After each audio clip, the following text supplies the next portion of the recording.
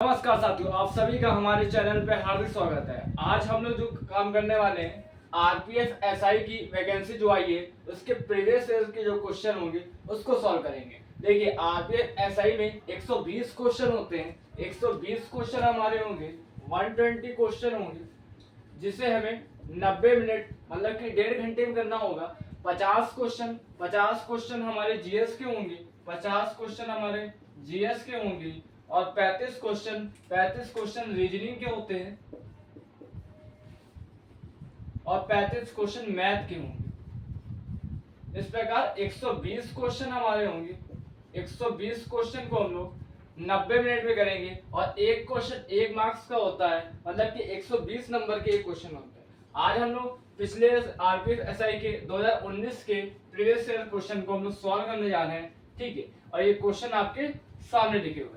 देखिए, पहला क्वेश्चन से शुरुआत करते हैं। पहले क्वेश्चन सीरीज की बात करता है और सीरीज मैंने अपनी ग्राफ में पढ़ाई है। देखिए क्या है, 15 5 20, 15 5 20। पहले गैपिंग देखते हैं, 20 का अंतर है, यहाँ 5 का अंतर है और यहाँ पर तुम्हारा 35 का अंतर है, ठीक है। अब यहाँ पर गैपिंग से देखी, गैपिंग से कोई सीरीज बनते हुए नजर नहीं आ रही है, लेकिन इतना मालूम हुआ कि अल्टरनेट तो 5 का डिफरेंस है, लेकिन आगे का कोई सीरीज पता नहीं है।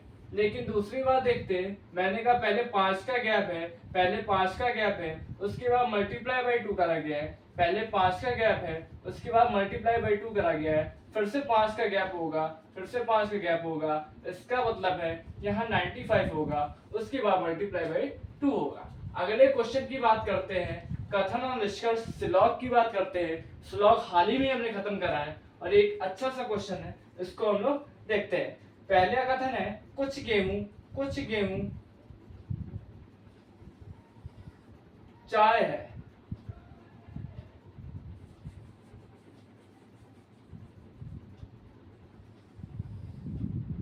कुछ गेहूं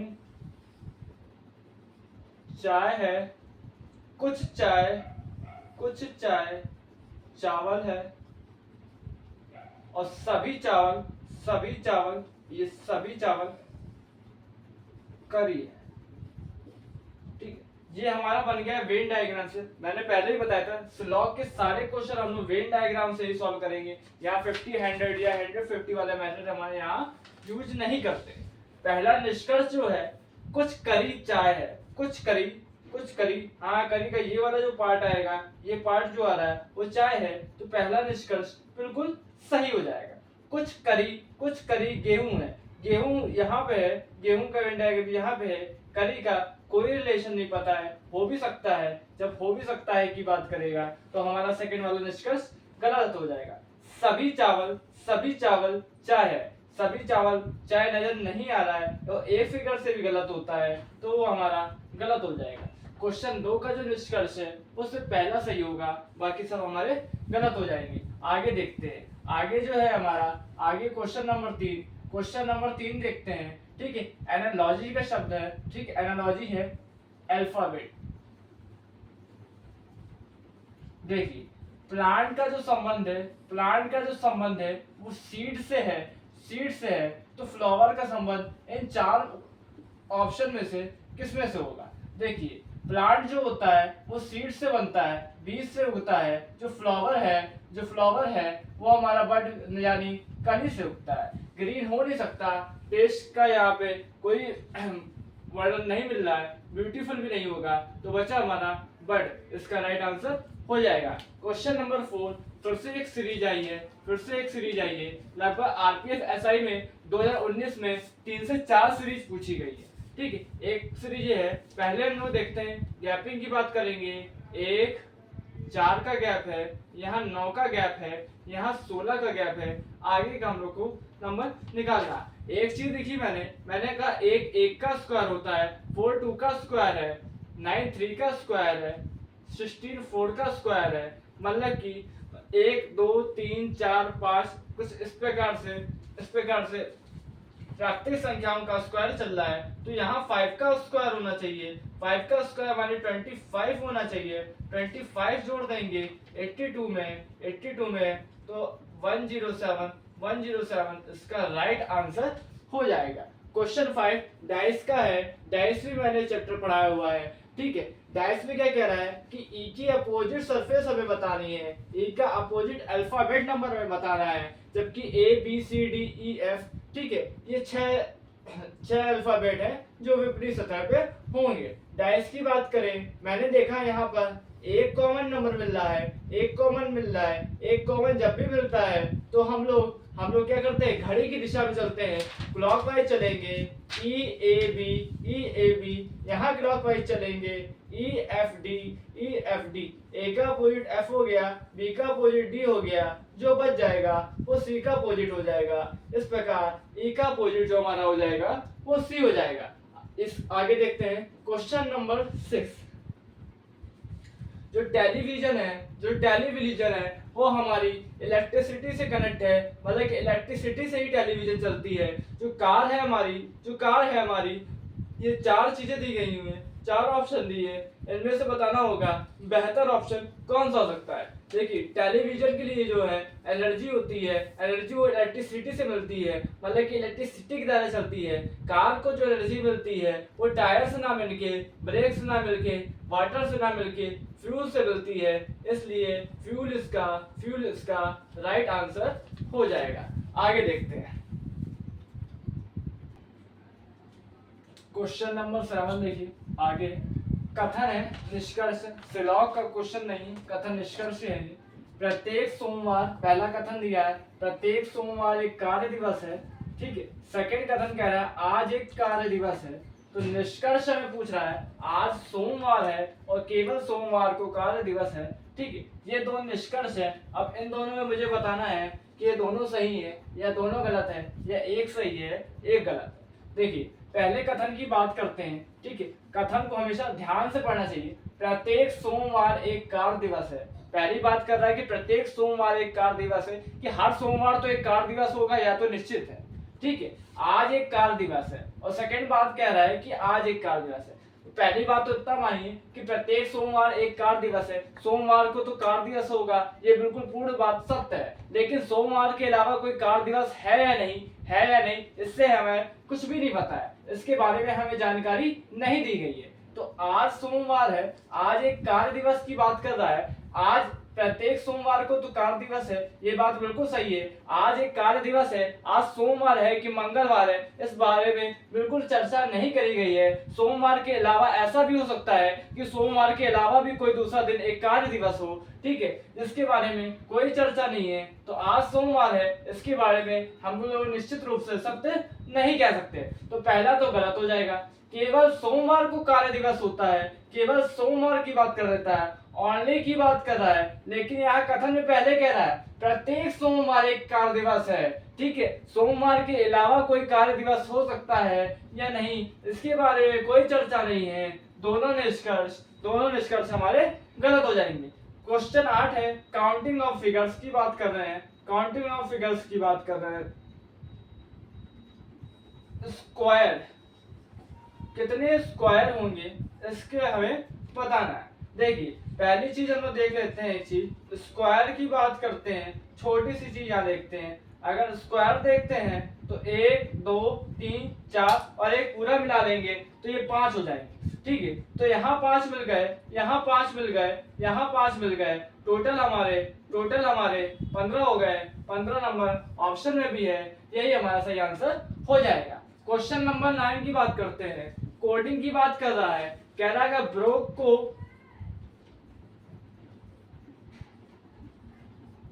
को UEKHL लिखते हैं, तो मिक्सर को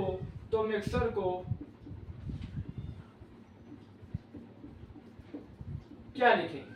तो कोडिंग की बात कर रहा है। कोडिंग डिकोडिंग अभी मैंने नहीं पढ़ाई है, उसको जल्दी में पढ़ाऊंगा। लेकिन देखते हैं जब भी कोडिंग डिकोडिंग की बात आए तो नंबर प्लेसमेंट पहले हम उसको डिनोट कर देते हैं। जैसे B 2 नंबर पे होता है, R का जो प्लेसमेंट है 18 का है, 15 11 और 5। U की बात करते हैं 28 5 11 8 और ये हो जाएगा हमारा 40। अब हम लोग देखते हैं, ठीक है, कोडिंग या तो वर्टिकल होती है, ठीक है, सीधे सीधे हो रही होगी, या क्रॉस होती है।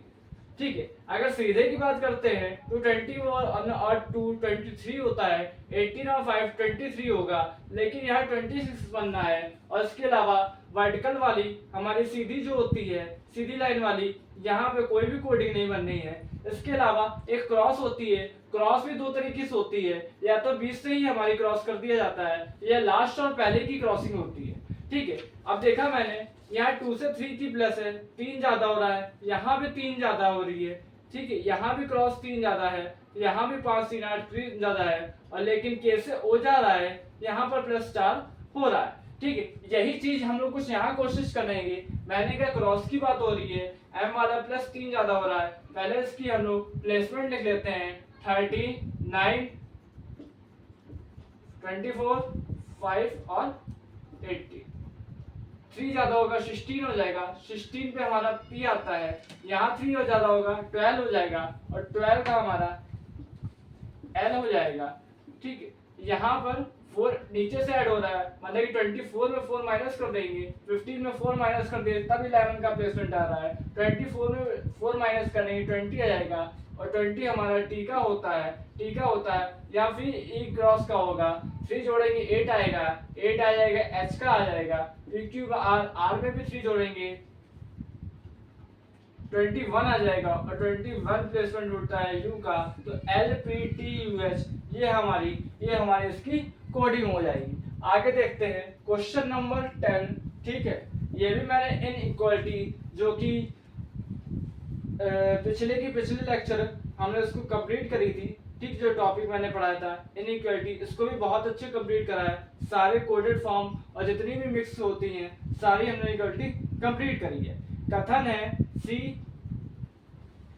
Double bond U single gate E. ठीक है, 3 कथन दिए गए हैं, इसको मिक्स करके इस निष्कर्ष के बारे में बताना है हमें, सही है कि नहीं है। ठीक है, मैंने कहा ई से एम की तरफ जाना है, ई से एम की तरफ जाएंगे तो ई से एम, देखिए एक ई तो यहाँ मिल गया, लेकिन एम यहाँ है। अब देखना है ई और एम कहाँ से कनेक्ट हो रहे हैं। ई देखिए ई सी से और सी एम से कनेक्ट हो रहा है, तो हम लोग कुछ इसको इस प्रकार भी लिख सकते हैं, पहली वाली डिस्प्लेट को अपने समझने के लिए, ई यू सी ओ और एम, ई से एम तक जाना है तो दोनों को हम लोगों ने मिक्स कर लिया।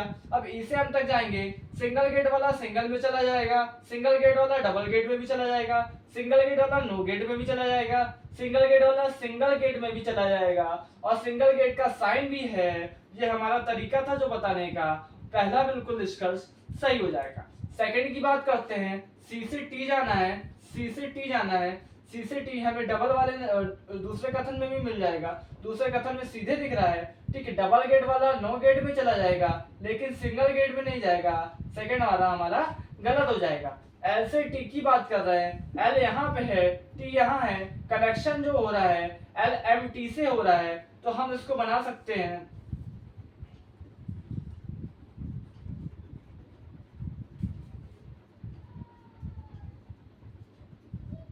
कुछ इस प्रकार से। एल से टी की ओर जाएंगे तो पहले ही हमें गेट बंद मिल जाएगा, गेट क्लोज दिख जाएगा, और गेट क्लोज दिख जाएगा, इसलिए ये वाला निष्कर्ष भी हमारा गलत हो जाएगा। आगे देखते हैं, इसमें विषम छांटना है और छांटना है, मतलब कि चार तो किसी ना किसी प्रकार से सिमिलरिटी दिखा रहे होंगे, चाहे वो प्लेसमेंट के हिसाब से हो रहे हो, चाहे ठीक है इवन ऑड के हिसाब से हो रहे हो, किसी भी हिसाब से क्या होगा कि समान रूप से होंगे, एक जो होगा वो सिमिलरिटी नहीं दिखाएगा।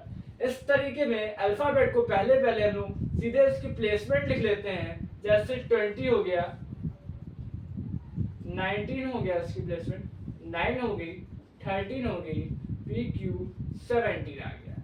ठीक है, अब इसकी प्लेसमेंट आ गई। अब हम देखते हैं कुछ इवन प्लेस पे हो सकता है, कुछ ऑड प्लेस पे हो सकता है। मैंने कहा ये ऑड प्लेस है, ये भी ऑड प्लेस में है, ये भी ऑड प्लेस में है, ये भी ऑड प्लेस में है, सभी हमारे ऑड प्लेस में है, लेकिन जो टी वाले बाबू है, टी भाई इवन में है, इसीलिए यह विषम हो जाएगा। क्वेश्चन नंबर 12, अल्फाबेट वर्गीकरण है, सादृश्यता जो है एनालॉजी, इसको देखते हैं। फिर से वही बात, हम लोग लिखते हैं सबसे पहले इसके क्या करते हैं, हम लोग इसके प्लेसमेंट लिख देते हैं, कौन से नंबर पे प्लेसमेंट है, 17 19 ये होगा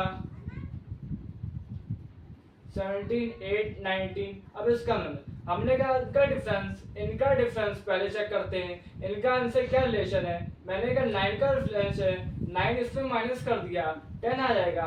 10 का जो प्लेसमेंट होता है वो जे का होता है, ये ऑप्शन में भी है। इस प्रकार ये वाला हमारा बिल्कुल सही आंसर हो जाएगा। क्वेश्चन नंबर 13 फिर से हमारी कोडिंग आ गई। कोडिंग और सीरीज सबसे ज्यादा पूछी गई है, ठीक है। आरपीएफ एसआई 2019 के क्वेश्चन है। प्रीवियस जो क्वेश्चन है 2019 का है, 2019 का है। आगे देखते हैं। कोडिंग जो है एनाव को हम लोग कुछ इस प्रकार लिखते हैं, तो साउंड को कैसे लिखेंगे। मैंने कहा ए जेड, एन को एम से डिनोट कर रहा है, फिर एन से एम है, ओ का एल और वी का बी। एक चीज दिखाई दी, ए का जेड एन का एम, ये अपोजिट है, अपोजिट अल्फाबेट है। अपोजिट अल्फाबेट मतलब कि 27 का माइनस, या इसको हम कह सकते हैं शुरुआत में फर्स्ट नंबर ए से आता है। अगर पीछे से देखते हैं तो फर्स्ट नंबर जेड आता है। तो वैसे शुरुआत को हम देखते हैं तो शुरुआत की एंड प्लेसमेंट और लास्ट की एंड प्लेसमेंट सेम होती है। इसको हम लोग अपोजिट करते हैं। अपोजिट करने के लिए 27 में से माइनस कर दे तो भी हमारा आ जाएगा। जैसा ए का प्लेसमेंट 1 है, इसका अपोजिट पता ना होने पे 27 में से 1 कर दोगे 26 आ जाएगा। 26 हमको पता है जेड का प्लेसमेंट होता है। इस प्रकार ये अपोजिट सारे हैं, अपोजिट करना है, इनको भी अपोजिट हमें लिखना पड़ेगा। डी का जो अपोजिट होता है 27 में से 4 घटाओगे 23, डब्ल्यू आ जाएगा। एन का एम होता है, ठीक है। 27 में से 21 घटाएंगे तो 6 आ जाएगा, 6 होता है। एफ का होता है 27 में से ओ का 15 घटा देंगे 12 आ जाएगा, 12 एल का होता है। एस का अपोजिट एस जो होता है 19 का है, 27 में से 19 घटा देंगे तो 8 आ जाएगा। तो 8 हमारा होता है, एच का प्लेसमेंट होता है। इस प्रकार इसका जो अपोजिट्स हो जाएगा, इसके जो कोडिंग हो जाएगी वो H L F M W हो जाएगा। तो एक बार फिर से देख लीजिए, अपोजिट जब भी पूछते हैं तो 27 में से माइनस कर देते हैं। क्वेश्चन नंबर 14 की बात करते हैं, ठीक है। ब्लड रिलेशन का है, जो कि अभी मैंने वाला टॉपिक नहीं पढ़ा है। कीर्ति की ग्रैंड मदर, कीर्ति की ग्रैंड मदर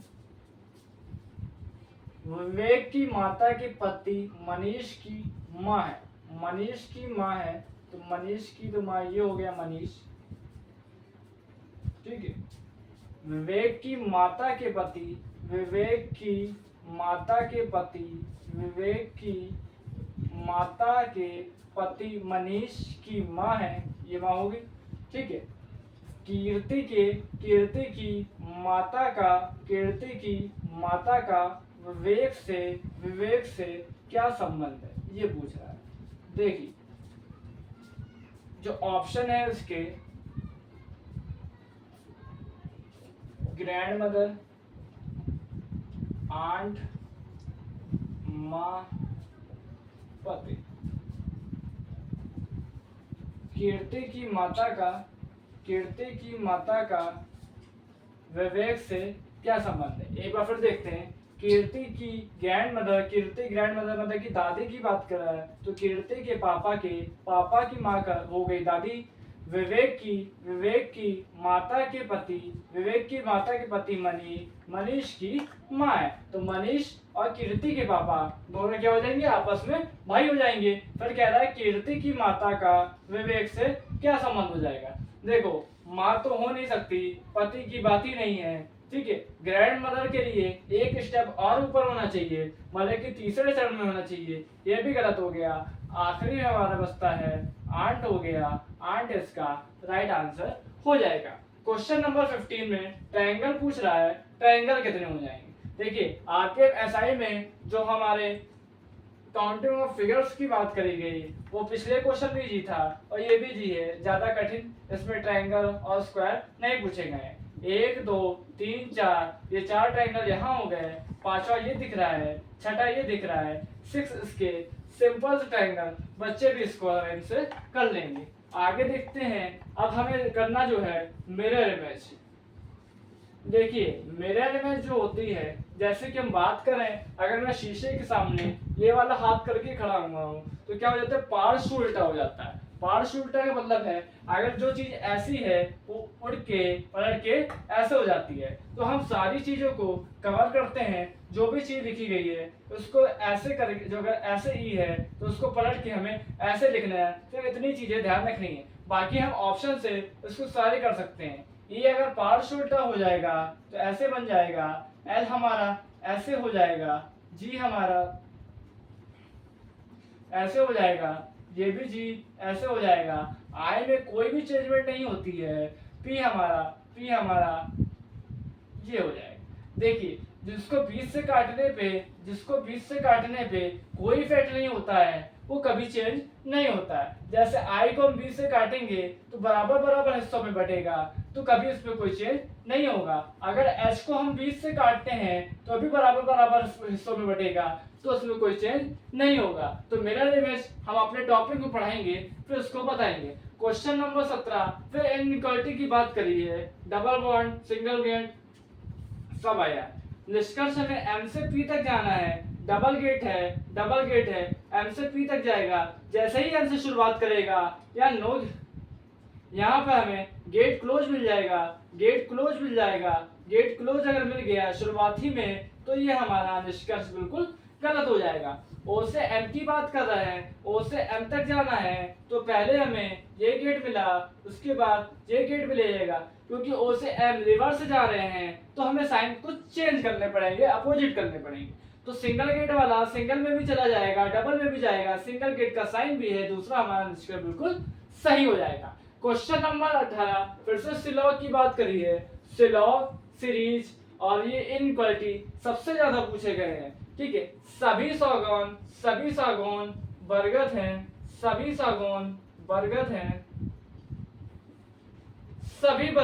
सभी बरगद जो है वो लकड़ी है। ठीक है, सिंपल से श्लोक पूछा गया है, ज्यादा कठिन नहीं पूछा गया है। पहला निष्कर्ष है सभी लकड़ी सागौन है। क्या सारा लकड़ी का पार्ट सागौन में आया है? नहीं, ये वाला पार्ट अभी भी छूट रहा है। तो पहला निष्कर्ष हमारा गलत हो गया। कुछ बरगद सागौन है। हाँ, ये बरगद का ये वाला जो पार्ट है वो सागौन है। इसका मतलब है निष्कर्ष नंबर सेकंड हमारा सही हो जाएगा। क्वेश्चन 18 35 क्वेश्चन है। क्वेश्चन 18 क्लास 1 में हमने कंप्लीट कर दिए हैं। अगले जो 17 क्वेश्चन हमारे बचे हैं वो हम नेक्स्ट क्लास में प्रीवियस ईयर के क्वेश्चन पूरे कंप्लीट करेंगे। जय हिंद।